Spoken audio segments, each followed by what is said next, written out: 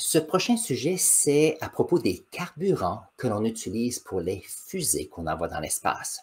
Ceci a été un sujet parce que j'ai mentionné qu'il y avait le projet Artemis qui utilise ces grandes fusées ici, SLS, et j'ai un exemple ici. Et ce projet qu'on était supposé lancer dans l'espace dans le mois d'août est retardé à cause des carburants utilisés ainsi que ce qui est nécessaire pour la sécurité. Donc, on utilise pour cette fusée l'oxygène et l'hydrogène. Et je me suis dit, OK, si on utilise l'oxygène et l'hydrogène et que ce n'est pas nécessairement facile, comment est-ce qu'une compagnie comme SpaceX peut envoyer facilement et rapidement ses fusées dans l'espace? Alors ça, c'est la question que j'avais et je me suis dit, j'aimerais savoir qu'est-ce que c'est. Alors, si on regarde, alors je vais faire un peu d'histoire ici sur l'aérospatiale et on va voir comment est-ce qu'on peut expliquer cela. Donc, dans les années 1980, il y a eu les projets, alors ici, des navettes spatiales. Alors, ce qui est intéressant avec les navettes spatiales ici, c'est que c'était un vaisseau qui pouvait aller dans l'espace et revenir et qui était réutilisable. Et moi, j'ai trouvé que c'était toujours fantastique. Mais ça prend une très grande poussée pour pouvoir quitter l'atmosphère ainsi que la gravité de l'espace. Donc, ici, dans cette façon, dans le gros tube dans le centre, il y avait de l'oxygène et de l'hydrogène, un peu comme la fusée qu'on a pour le projet Artemis. Et puis, en faisant mes recherches, il y avait ces deux petites fusées sur les côtés. Et cela, c'était pour donner une poussée initiale. Donc, c'était intéressant parce que c'était un carburant qui était solide. Donc, ça ressemblait, d'après ma recherche, c'est un peu comme de la gomme qui est dure. On utilise des composés d'aluminium et d'autres produits chimiques qui, lorsqu'ils commencent à faire une combustion, alors il y a combustion ici avec l'oxygène, mais il y a aussi un comburant. Donc, l'idée, c'est un solide ainsi que l'oxygène qui fait une réaction chimique.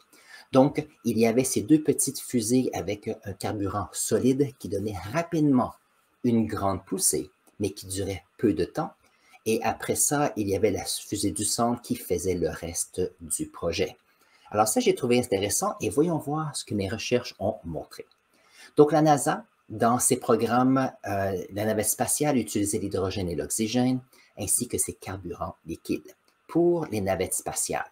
Et ici, pour les nouveaux projets, comme le projet Artemis, ici, on utilise ici de l'hydrogène et de l'oxygène aussi. Parfait. Maintenant, je sais que Chiffre Alphabet est en Europe ici, et donc l'agence européenne, ils utilisent les fusées Ariane. Et puis les fusées Ariane, c'est intéressant, eux utilisent l'hydrogène et l'oxygène aussi. Donc Ariane 5 ici, c'est celle qui est utilisée depuis plusieurs années, et Ariane 6, la nouvelle génération, est encore plus grande, mais on utilise les mêmes technologies que les Américains.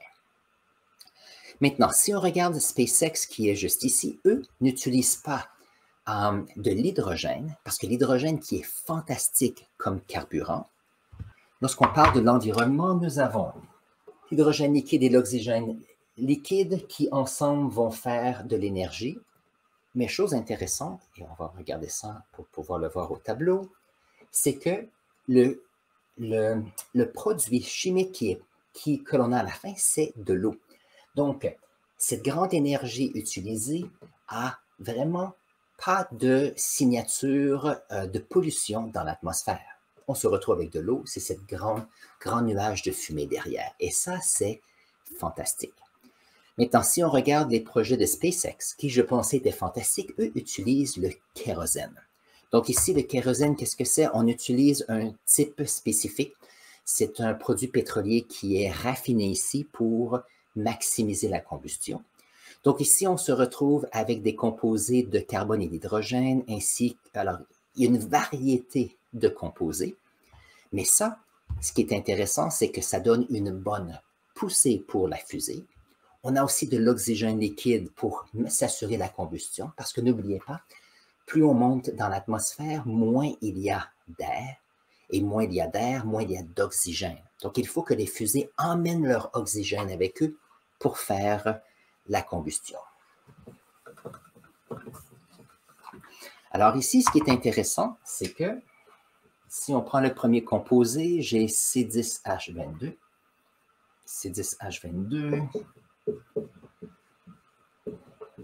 Alors ici, les proportions peuvent changer. On a C14H30, C14H30. Si je me rappelle bien, c'est comme C, il y a un N ici, et l'hydrogène est comme ceci, puis on a 2N plus 2, si je me rappelle bien. Donc, ce sont des composés. Je vais montrer l'image. Ce sont des composés qui ont du carbone et l'hydrogène, ont une composition et une organisation qui est toujours semblable. Alors, c'est le nombre de carbone ici. Pour l'hydrogène, c'est 2 fois ce nombre plus 2.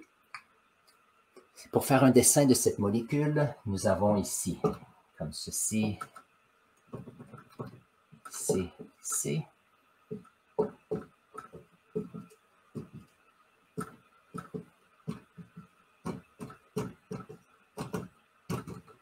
Donc ça, c'est un exemple où nous avons 3 carbones ici. Chacun des carbones a 2 hydrogènes plus 2 à chaque bout. Donc ici, ce serait C3H8, comme cela.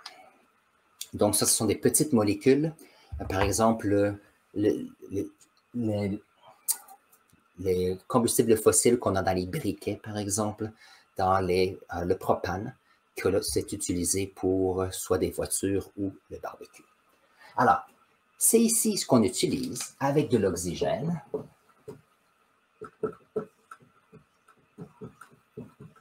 Mais ici, ce qui est différent que des projets Ariane et des projets qui sont faits aux États-Unis, c'est que nous avons des hydrocarbures et de l'oxygène. Donc, on se retrouve ici avec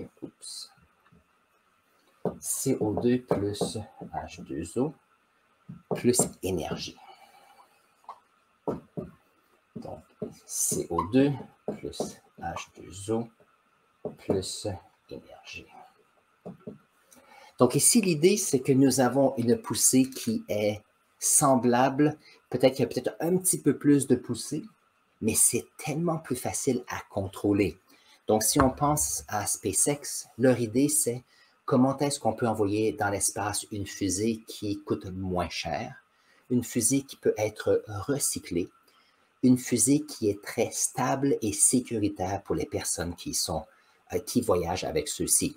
Et leur idée, c'est que si on utilise le kérosène, c'est la meilleure façon point de vue business. Maintenant, les projets Ariane et les projets qui sont faits par la NASA, ce sont souvent des programmes spatiaux subventionnés par les gouvernements. Donc, ils ont peut-être des fois un budget un peu plus grand. Et donc, c'est différent lorsqu'on parle de l'économie de ces compagnies. Donc, c'est intéressant. Alors, j'ai regardé aussi pour la Russie. Donc, si on regarde le Yenisei ici, ça, c'est une de ces fusées de la série Soyouz. Donc, les fusées Soyouz qui viennent de la Russie, eux, utilisent le kérosène aussi et l'oxygène. N'oubliez pas qu'aussitôt que les navettes spatiales ont arrêté de fonctionner, les Américains utilisaient surtout ces fusées Soyouz et quelquefois les fusées Ariane, dépendant comment ça allait.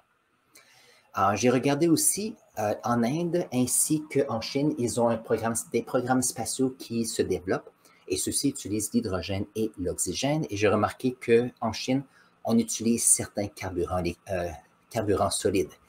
Et chose intéressante, dans les nouvelles, j'ai regardé aussi que la Chine essaie de faire des fusées qui ont exclusivement des carburants solides. Et donc ça, c'est intéressant comme nouvelle façon de faire les choses. Et voilà, donc chacune de ces compagnies, et je devrais remettre ceci.